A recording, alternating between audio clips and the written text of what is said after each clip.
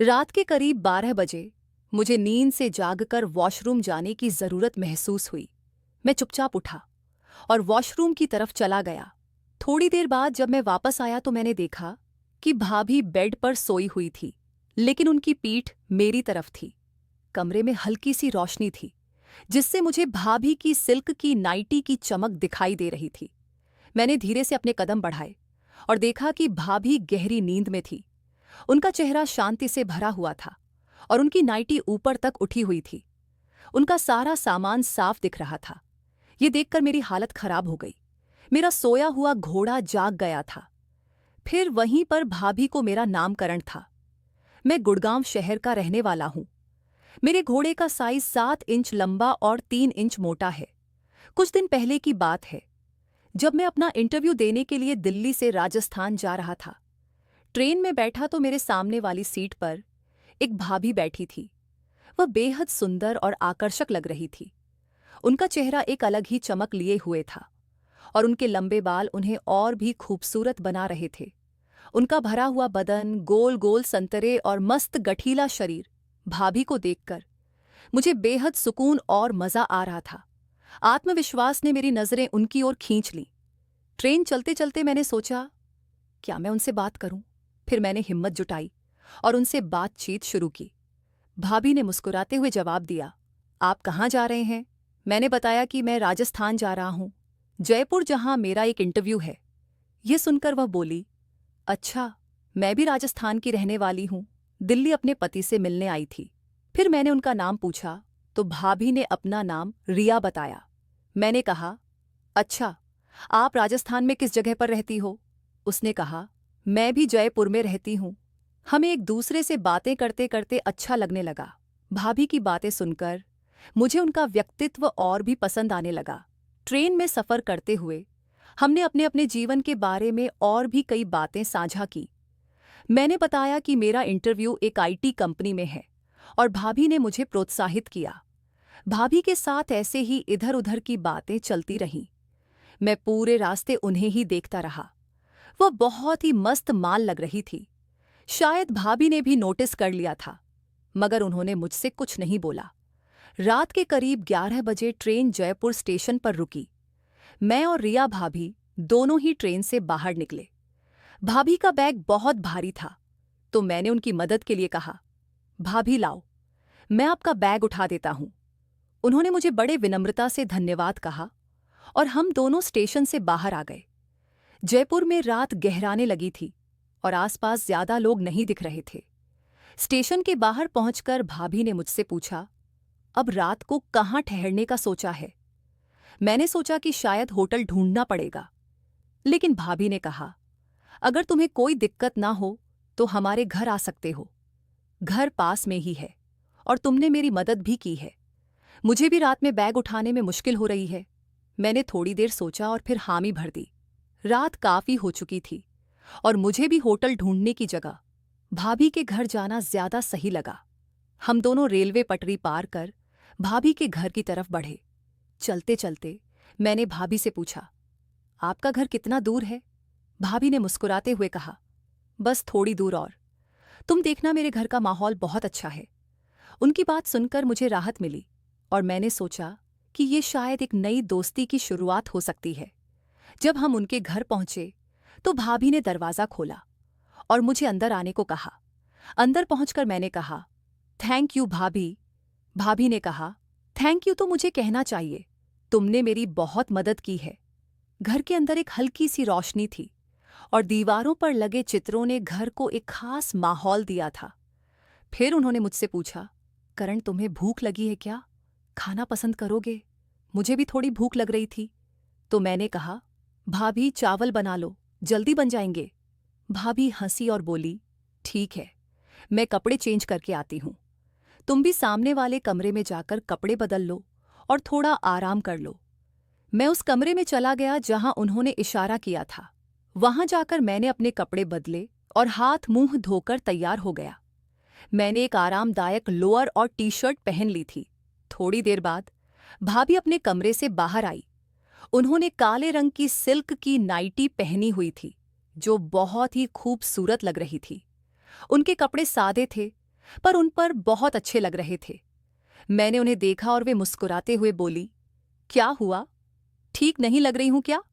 मैंने तुरंत जवाब दिया, अरे भाभी, आप तो बहुत अच्छी लग रही हो। मेरी इस बात पर वे भी मुस्कुरा दी और फिर रसोई में खाना बनाने चली गई। मैं वहीं बैठा बैठा अपने फोन में कुछ देखने लगा और भाभी ने रसोई में चावल और सब्जी तैयार करनी शुरू कर दी। कुछ ही देर में रसोई से पक रहे खाने की खुशबू आनी शुरू हो गई और मेरे पेट में हल्की सी भूख और तेज हो गई। भाभी ने मुझसे कहा, खाना बस बन गया है, तुम मेज पर बैठ जाओ। मैं मेज पर बैठ गया और उन्होंने मेरे सामने चावल और सब्जी परोसी। अब हम खाना खाने लगे। खाना खाते हुए हम बातें कर रहे थे। भाभी ने पूछा, खाना कैसा है? मैंने कहा, बहुत अच्छा है। फिर भाभी ने पूछा, और घर कैसा लगा? मैंने कहा, घर भी अच्छा है। फिर भाभी ने धीरे से पूछा, और घरवाली कैसी लगी? मैं थोड़ा चौंका और मैंने बोला, वह भी बहुत अच्छी है। इस पर वह थैंक यू बोलकर खाने लगी। हम दोनों ही मुस्कुरा रहे थे और एक दूसरे से नजरें चुरा रहे थे। फिर भाभी ने मेरे बारे में पूछा, इंटरव्यू का टाइम क्या है? तो मैंने बोला, कल 10 बजे है। भाभी ने कहा, फिर तो कोई प्रॉब्लम नहीं है, मैं तुम्हारे लिए नाश्ता बना दूंगी, तुम खाकर ही जाना। मैंने भी हाँ बोल दिया। फिर हम दोनों ने खाना खत्म किया। खाना सादा लेकिन बहुत स्वादिष्ट था। हमने साथ बैठकर खाना खाया और बातें की। उन्होंने अपने परिवार के बारे में बताया कि उनके पति दिल्ली में काम करते हैं और वह जयपुर में अकेली रहती हैं। उनके हंसमुख स्वभाव ने मेरे दिल में उनके प्रति और भी इज्जत बढ़ा दी। रात गहरी हो चुकी थी और हम दोनों ने खाना खाकर बर्तन साफ किए। फिर भाभी ने कहा, तुम्हें आराम करने की जरूरत है, सुबह जल्दी उठना है ना? फिर मैंने पूछा, आप परफ्यूम कौन सा यूज करती हो? आपके रूम से बहुत अच्छी महक आ रही है। इस पर वह हंसकर बोली, सब लेडीज परफ्यूम है, तुम्हारे मतलब के नहीं है। रात के अंधेरे में जब सब कुछ चुप था, मैं भाभी के कमरे में लेटा हुआ था। थोड़ी देर बाद भाभी कमरे में आई और मुस्कुराते हुए बोली, तुम और कुछ भी बताओगे? मैंने हंसकर कहा, क्या पूछना चाहती हो? भाभी ने मेरी आंखों में देखते हुए कहा, अगर तुम्हारी जॉब यहां लग गई तो फिर तुम कहाँ रहोगे? मैंने थोड़ी देर सोचते हुए कहा, कमरा लेना पड़ेगा रेंट पर। वे थोड़ी चुप हो गई, फिर बोली, क्या तुम मेरे घर पर रह सकते हो? मैंने थोड़ा संकोच में कहा, भाभी, आपके घर पर कब तक रहूंगा? भाभी ने हंसते हुए कहा, जब तक तुम रहना चाहो। मैंने फिर कहा, नहीं भाभी, ऐसा अच्छा नहीं लगेगा। वे समझ गई और बोली, ठीक है, किराए पर रह लेना, जो किराया तो बाजार में दोगे वह मुझे दे दिया करो, तुम्हारे सहारे से मेरा भी मन लग जाएगा। मैंने इस प्रस्ताव पर विचार किया। ये वाकई में एक अच्छा विचार था। मैंने कहा, ठीक है, पहले नौकरी तो लगने दो, तभी तो पता चलेगा। भाभी ने कहा, तुम्हारी जॉब पक्की है। मैंने मुस्कुराते हुए कहा, आपको कैसे पता? बोली, बस मुझे पता है। मैंने कहा, देखते हैं। भाभी ने फिर से पूछा, अगर नौकरी लग गई तो तुम मेरे घर पर ही रहोगे ना? मैंने हामी में सिर हिलाया। इस बात से हमारे बीच एक अच्छी समझ बन गई थी।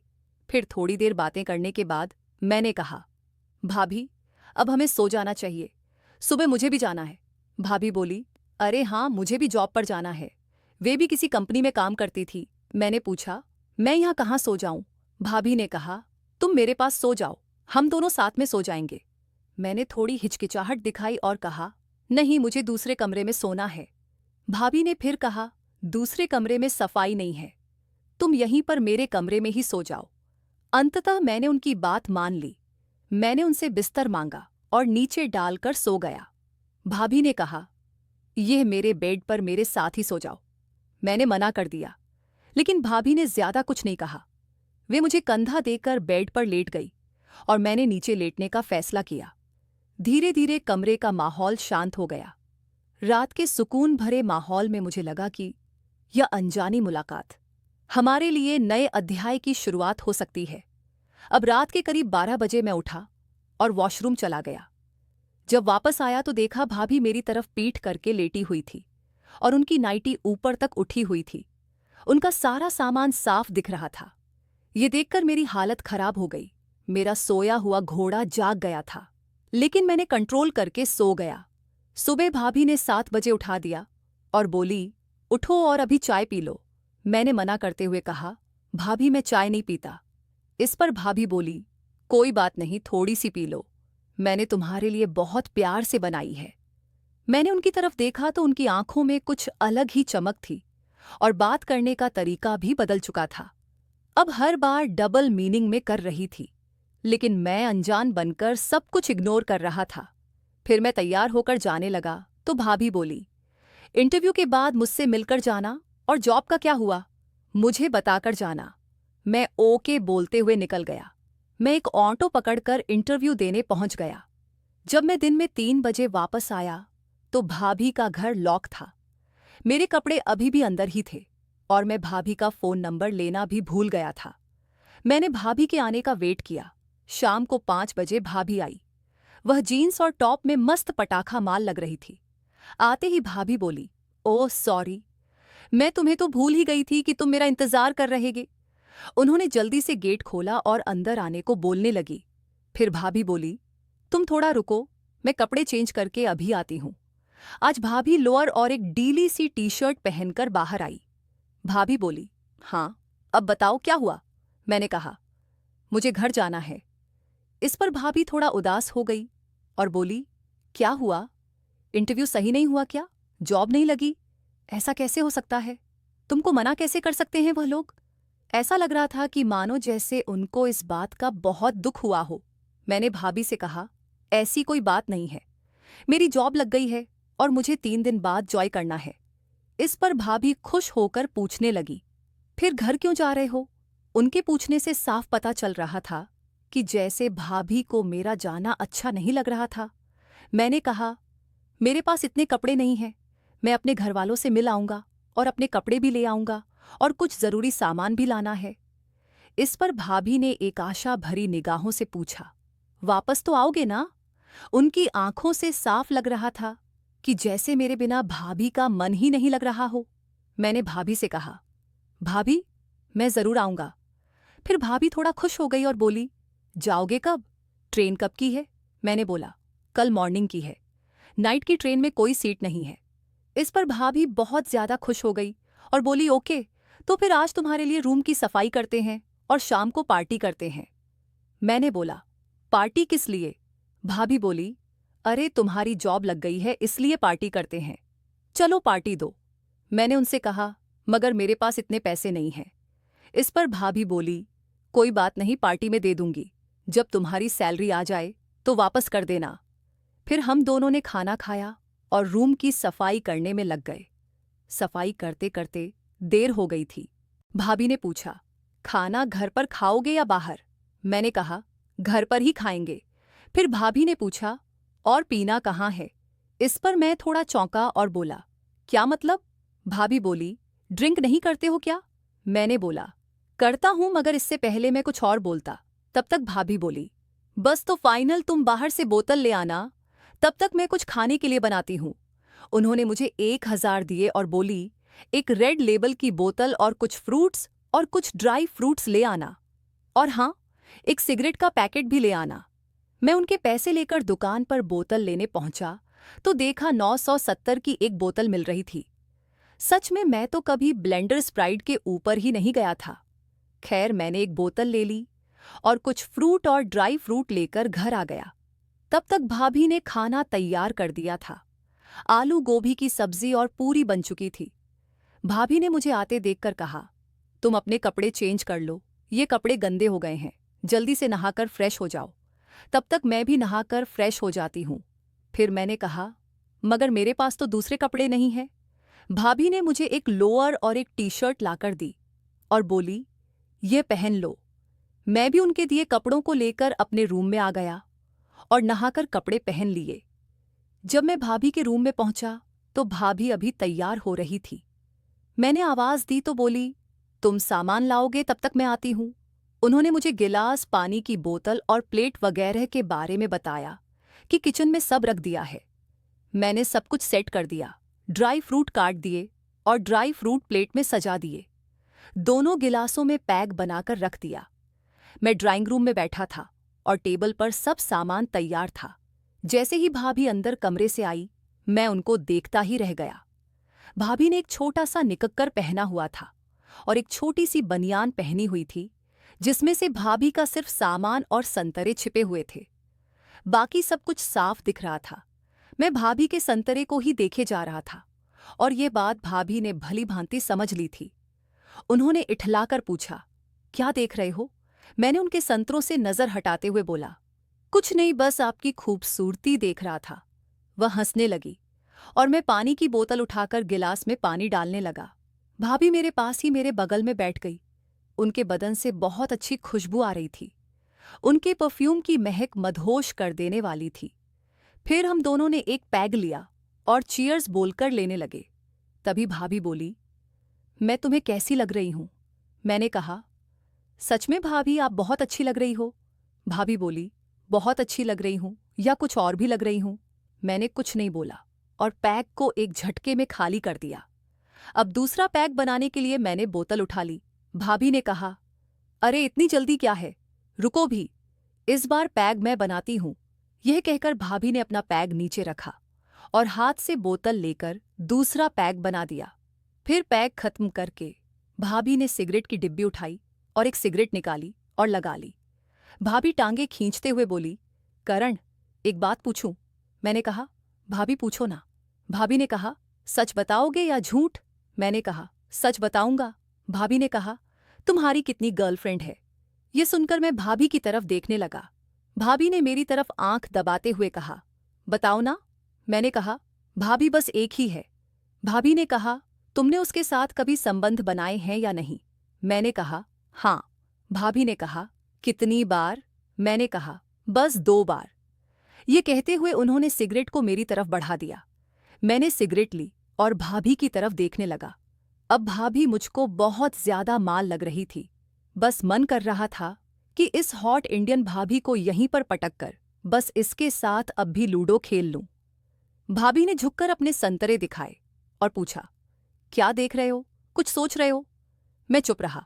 भाभी ने कहा, बताओ ना करण, क्या सोच रहे हो? मैंने कहा, कुछ नहीं भाभी। भाभी ने कहा, बताओ ना प्लीज, तुमको मेरी कसम क्या सोच रहे हो, बताओ। मैंने कहा, भाभी आप ना बहुत खूबसूरत लग रही हो। भाभी हंसते हुए बोली, हाँ वह तो मुझको पता है कि मैं बहुत खूबसूरत हूं। तुम्हारे भैया भी यही बोलते हैं। वह अंगड़ाई लेकर हंसने लगी। मैंने कहा, भाभी भैया यहां पर क्यों नहीं रहते?